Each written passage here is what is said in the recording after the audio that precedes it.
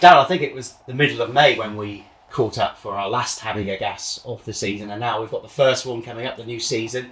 How's your summer been, and are you happy with the pre-season of Bristol Rovers on and off the pitch?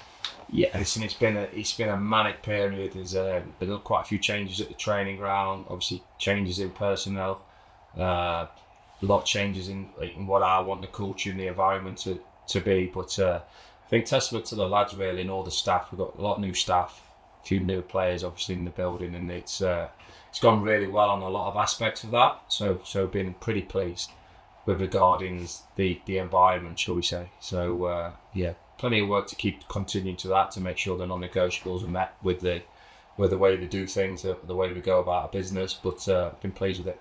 Yeah, with the culture, is that ongoing, getting it how you like it, or have you managed to get that sorted from the day one, if you like? Yeah, I think listen, you got to get lads to understand our work, but most of the time when you come into the club, the players have done their own work on who the manager's coming in. I've managed a lot of players now in the lower leagues of the EFL, so word quickly gets around what I'm like as a person and how I manage. So I think that helps. So that straight away I think earns the respect, and it also makes sure that we get what we need it to be without anybody thinking that they're bigger than the football club, shall I say, and the lads have responded really good with that. And the squad you have at your disposal now going into that first game, are you happy with your squad? You always want more, don't you, as a head coach? But I think time's going to tell. Listen, what I will say is by the end of the transfer window, I think we'll be a lot stronger squad than when we started with. That I can guarantee. So these things take a little bit of time, always bits and manoeuvres. We see how we start the season, a lot of games in August as well. So I've said this, and I've said this a few times, I think we'll be player trading right until the last day of the window. And for me, it's all about coming out of the window a lot stronger than we went into it. With of course, of obviously getting relegated, there has to be a lot of changes. The financial implications of that has a massive effect as well. So we have to work away and control that and try and get a really competitive squad together by the end of the window.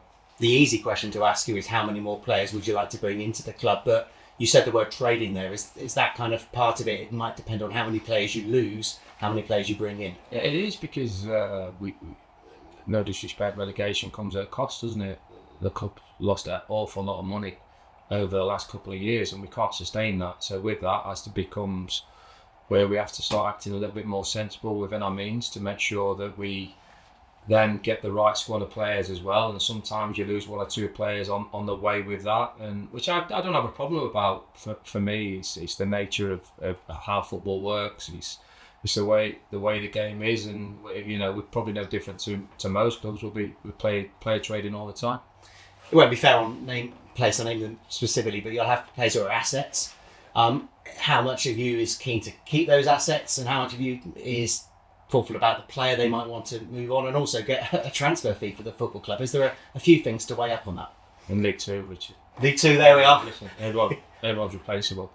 Listen, I manage League One, League Two, I've managed a lot of games in League One now. Every player is replaceable. It's how we work and how it is. The biggest thing is and trying to get success at football clubs is how quickly can you connect a group. Of course, you don't want to lose your best players, but that's where you can be at times. We've got to build a squad here, and I don't know how long that's going to take for us to get that rhythm, to get that connections, to get what we need to be, so that then we start growing, moving forward as a group. Because there's a lot of layers that go to that.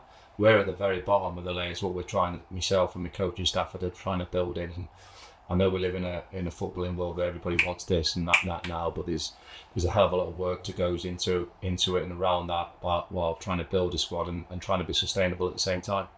And we talked in May about the injuries last season costing Bristol Rovers. Is that something you've been able to address at all this summer? Injuries are part and parcel of the game. It's how the game is. There's not a lot you can do about contact injuries. You try and limit as many strains and pulls you get, but you look at the statistics last year, the Premier League players and how many players are pulling up. There's a lot of football now has to be played. The intensity of the game's rising every single year. So that becomes a lot more injuries and the amount of games you have to play. But we just have to be able to cope with that. That's why I'm trying to build a squad to be able to cope with it. What are your expectations this season for Bristol Rovers? Win Saturday. And you know me well enough to understand this, and everybody gets excited. So we want to do this, we want to do that. Let's just try and win the next game. Yeah, let's. I know we're going to get stronger as the season goes on. I know we're going to get stronger by the end of the window. But in the meantime, he's trying to win the next game, and it's a simple message that I've used throughout my career as a manager. Just focus on that, because when you tend to win your next game, everything takes care of itself. And you need a certain amount of wins to try and get out of the division of League Two. But you can only try and win a game at a time. 12 months ago, League One was a very easy league to assess. It was going to be very tough. How do you assess League Two as a division generally? I think all the leagues now are tough. Pro football, elite level, they're all tough to get out of. There's no easy. If it was easy, everybody would be doing it, wouldn't it? It's 24 teams, and there's 4 teams that can go up. It'll be a tough division. I think League Two can be very equal at times. I think budget-wise in League Two, any team with a decent budget can get out of the division, because you can get decent players on certain figures on basic wages in League Two, so everybody can be very competitive. I think some of the bigger teams in League Two can have better strength in depth. If that makes sense, that can make a difference sometimes, and but I expect it to be a very competitive division. Who's going to captain Bristol Rovers this season? Who's going to what? Captain Bristol Rovers. Me. Now I've got my captain. I know who my captain is going to be, and I know who my leadership's going to be. So happy to answer more questions on that after the game. There's not. How can I put it? There's not really that many old school leaders in the game now, if I'm honest with you. So there will be somebody who is club captain, but there will be a leadership group amongst it that I want to make sure that the change rooms is managed in the right way. I like our most successful change rooms that have had success have managed that themselves, and that's what I'll be looking for with the leadership group. Your most recent signing, Ellis Harrison, of course we know him from his first spell at the club. What will he bring to your squad this season? Well, Ellis is a player I thought long and hard before I brought back, but Ellis is a player that I know his strengths. He's a player that I've always got the best out of. I've got my double figures in goals at Port Vale. He's a player that I'm comfortable of managing, and I know what his skill set is. So it's going to take a little bit of time to get up to speed, but if I can get the Ellis going that I have done in the previous two times I've managed to him, he's going to be a big handful, and that's what he will be. So and also himself, Alfie Kilgore, culture architects I call it. I know that within the course of that change room now, that's 2 lads that have been here, seen it and done it. They know how I work, they know the expectations, and they can pass that on to the other players.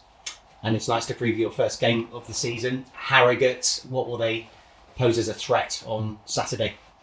Well, yeah, it's very difficult to dictate teams that have been playing in pre-season. What I can will say about the football club as Harrogate and the manager is I've got a lot of respect for them as a football club. I think they do unbelievably well to stay in the division and be competitive in the division. Simon's a great guy, old school footballing guy, and obviously his dad's done very well to get the club at the levels it has. So as a club, ultimate respect for myself. No easy games. First game at home. Hopefully we can get a decent attendance in and we can put on a good performance. Thank you.